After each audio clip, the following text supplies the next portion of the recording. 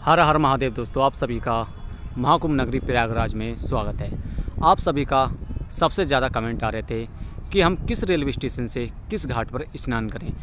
हम जिस railway station पर उतरेंगे हमें ज़्यादा चलना ना पड़े और हम नज़दीक घाट पर स्नान करें, वो आज हम आपके लिए स्पेशल वीडियो हम लेकर आए हैं। जो भी यात्री आने वाले दिनों में महाकुंभ स्नान करने के लिए आ रहे हैं या फिर जो नेक्स्ट अमृत स्नान है 29 तारीख का, आप उस पर आ रहे हैं तो ये वीडियो आपके लिए बहुत ज़्यादा महत्वपूर्ण होने वाली है। मैं आपको इस वीडियो में बताने वाला हूँ कि आप किस रेलवे स्टेशन से नज़दीक के कौन सा घाट पर आप स्नान कर सकते हैं और आपको कितना चलना पड़ेगा रेलवे स्टेशन से, वो भी हम संपूर्ण आपके लिए जानकारी देने वाले हैं।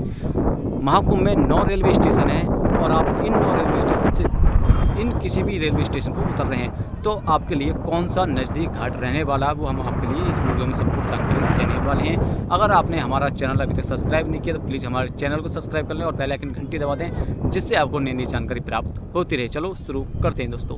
अब बात करते हैं सबसे पहले घाट की, जो है आपका VIP घाट अरैल घाट कि अरैल घाट के नज़दीक कौन कौन से रेलवे स्टेशन है जो कि हम सबसे नज़दीक घाट पर आ सकते हैं। देखो, अरैल घाट के जो सबसे नज़दीक है वो 2 रेलवे स्टेशन है। एक का नाम है छिपकी रेलवे स्टेशन, जिसकी दूरी है अरैल घाट की आपकी 12 किलोमीटर। दूसरा है आपका नैनी जंक्शन, जो सबसे बड़ा नैनी जंक्शन है। अगर आप महाकुंभ में आ रहे हैं नैनी की तरफ या छिपकी की तरफ तो आपके लिए सबसे बेस्ट रहने वाला है VIP घाट, जिसका नाम है अरैल घाट, जिसके किलोमीटर की दूरी बताते हैं छिपकी 12 किलोमीटर और आपका नैनी की दूरी है 9 किलोमीटर। और इसकी सबसे बेस्ट लोकेशन है आपका सोमेश्वर महादेव, बहुत ही नज़दीक है। जी हाँ दोस्तों, सोमेश्वर महादेव। अगर आप नैनी या छिपकी उतरते हैं तो आपको ई-रिक्शा आराम से मिल जाएगी। जिस दिन 29 तारीख को शाही स्नान है उस दिन आपको पैदल भी ज़्यादा नहीं चलना पड़ेगा, क्योंकि सोमेश्वर महादेव तक आपको ई-रिक्शा, बस, टैक्सी हर चीज़ की सुविधा आपको देखने को मिल जाएगी। इसलिए आप आराम से नैनी और छिपकी से आराम से आ सकते हैं। आपको ज़्यादा चलने की ज़रूरत ही नहीं पड़ेगी, मुश्किल से आपको 500-600 मीटर चलना पड़ेगा दोस्तों। है आपका अरैल घाट, जो आप ये देख रहे हैं ये अरैल घाट है। और जो पक्का वाला घाट है जहाँ पर आपको थोड़ी VIP सुविधा मिलती है, वहाँ से केवल 50 मिनट की दूरी पर, लेकिन यहाँ पर कोई VIP आ रहे हैं आपके लिए सबसे बेस्ट रहने वाला है नैनी से और छिपकी से ये वाला अरैल घाट। और देख सकते हैं चारों तरफ अरैल घाट पर आपको हर चीज़ की सुविधा मिल जाएगी और सबसे ज़्यादा रैन बसेरे आपको अरैल घाट पर ही देखने को मिलेंगे और भंडारे भी आपको अरैल घाट पर ही देखने को मिलेंगे। और देख सकते हैं ये अरैल घाट इस टाइम बहुत ज़्यादा खाली है और जो अब ये जल देख रहे हैं ये तीनों नदियों संगम का जल इधर साइड को आता है। और जो आप सामने देख रहे हैं लेडीज चेंजिंग रूम यहाँ पर बनाया गया और ये बहुत बड़ा घाट है, कम से कम 6 से 7 किलोमीटर ये लंबा घाट बनाया गया है और यात्री सबसे ज़्यादा यहीं पर स्नान करते हैं। अगर आप छिपकी की तरफ से आ रहे हैं या फिर नैनी की तरफ से आ रहे हैं रेलवे स्टेशन से तो आप आराम से यहाँ पर आ सकते हैं और स्नान कर सकते हैं। सबसे नज़दीक जो आपका सबसे नज़दीकी सोमेश्वर महादेव मंदिर है, जो बहुत ही प्राचीन मंदिर है। आपको ई-रिक्शा आराम से आपको मिल जाएंगे, क्योंकि 29 तारीख को 3 दिन के लिए सब चीज़ बंद हो जाएगी, लेकिन नैनी की तरफ से आपको हर चीज़ की सुविधा मिल जाएगी। आपको केवल 500-600 मीटर पैदल चलना होगा, आप आराम से नैनी की तरफ से आ सकते हैं दोस्तों। बात करते हैं कि त्रिवेणी संगम के कौन कौन से नज़दीक रेलवे स्टेशन हैं दोस्तों। 6 रेलवे स्टेशन हैं जो कि आपके त्रिवेणी संगम के बिल्कुल नज़दीक हैं। सबसे पहले आता है आपका फाफामऊ, फिर आता है आपका दूसरे नंबर पर सूबेदारगंज, तीसरे नंबर पे आता है आपका प्रयागराज जंक्शन, जो कि सबसे बड़ा रेलवे स्टेशन है। फिर आता है आपका प्रयाग जंक्शन, फिर आता है आपका संगम रेलवे स्टेशन, फिर आता है आपका रामबाग रेलवे स्टेशन। ये 6 रेलवे स्टेशन हैं जो कि आपको त्रिवेणी संगम के बिल्कुल नज़दीक देखने को मिलेंगे। जो इनकी दूरी है वो आपको मैं बाद में बताऊंगा। सबसे पहले मैं आपको बता देता हूं, अगर आप इन रेलवे स्टेशन से आना चाहते हैं तो आपको आराम से ई-रिक्शा, बस, टेम्पो हर चीज़ की सुविधा आपको आराम से देखने को मिल जाएगी। लेकिन अगर आप अमृत स्नान पर आते हैं तो आपको फाफामऊ रेलवे स्टेशन और सूबेदारगंज को छोड़कर जितने बाकी रेलवे स्टेशन हैं वो आपको पैदल आराम से चलना होगा। कम से कम 10 किलोमीटर तो आपको चलना ही पड़ेगा, क्योंकि जिस दिन अमृत स्नान है उससे एक दिन पहले और एक दिन बाद तक आपका पूरा महाकुंभ बंद हो जाएगा। इसलिए आपको पैदल तो चलना पड़ेगा, कम से कम 6 से 10 किलोमीटर आपको पैदल चलना होगा।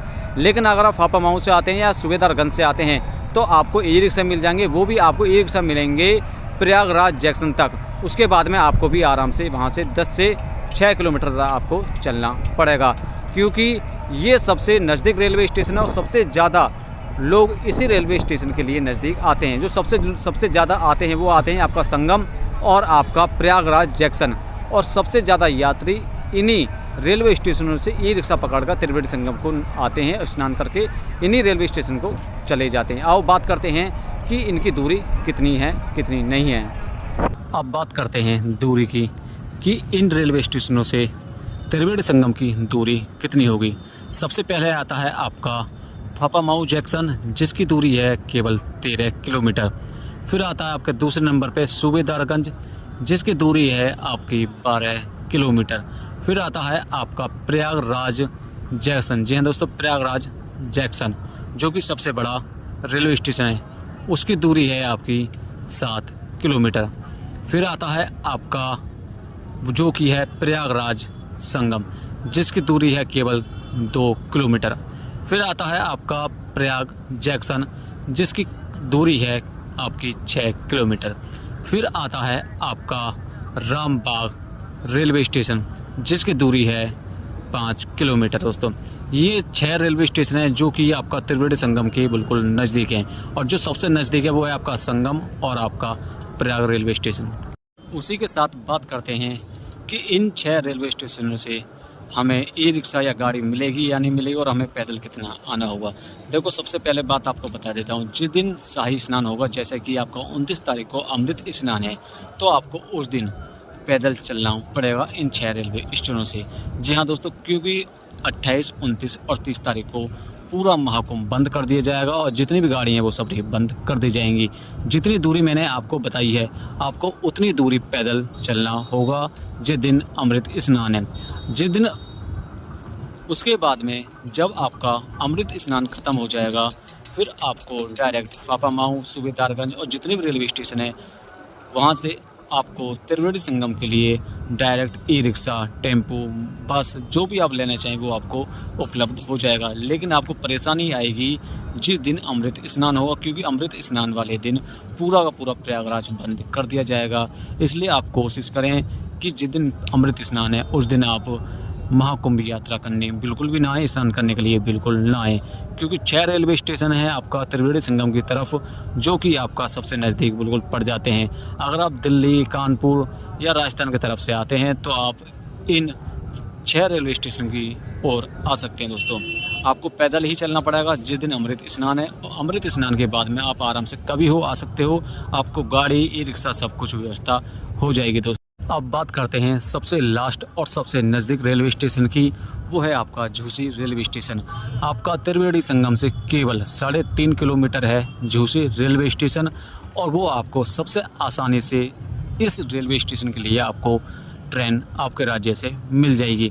अगर आपको सबसे नज़दीक त्रिवेणी संगम वाले रेलवे स्टेशन को पता करना है तो मैं आपको बता देता हूँ। पहला आता है आपका प्रयाग जंक्शन, फिर आता है आपका संगम जंक्शन, फिर आता है आपका झूसी। ये 3 रेलवे स्टेशन हैं जो कि आपका त्रिवेणी संगम से 3 किलोमीटर की दूरी पर हैं। दोस्तों मैंने आपको संपूर्ण जानकारी दे दी है कौन सा रेलवे स्टेशन किस घाट के लिए नज़दीक है।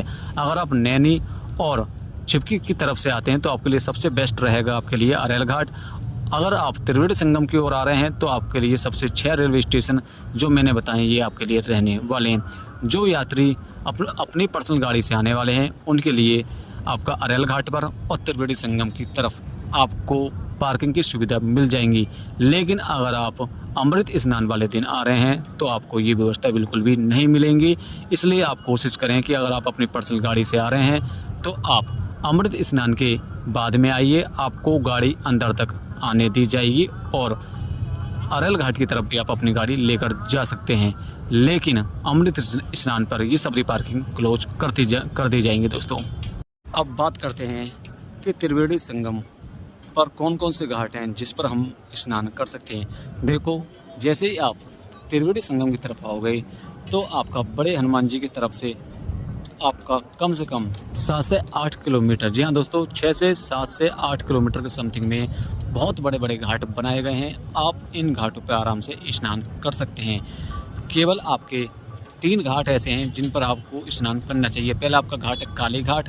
काली घाट से जैसे आप थोड़ा सा आगे जाओगे फिर आपका आता है त्रिवेणी संगम, जो कि पक्का घाट नहीं है। फिर इससे आप आगे चले जाओगे पीपा पुल नंबर 1, 2, 3 की तरफ, वहाँ भी बहुत सारे घाट बने हुए हैं। फिर आपका तीसरे नंबर पर आता है आपका दशमेव घाट, जो कि बहुत बड़ा घाट है। आप आराम से जैसे त्रिवेणी संगम पर आप आओगे तो आपको 6 से 8 किलोमीटर लंबे घाट मिलेंगे। आप आराम से इन घाटों पे आप स्नान कर सकते हैं। अरल घाट की बात करी जाए तो अरल घाट पर भी ये स्थिति है। कम से कम 8 से 10 किलोमीटर लंबे घाट बने गए हैं। आप इन पर आप आराम से स्नान कर सकते हैं। दोस्तों, अगर आपको हमारी ये वीडियो अच्छी लगी तो लाइक कर दें, शेयर कर दें। हर हर महादेव।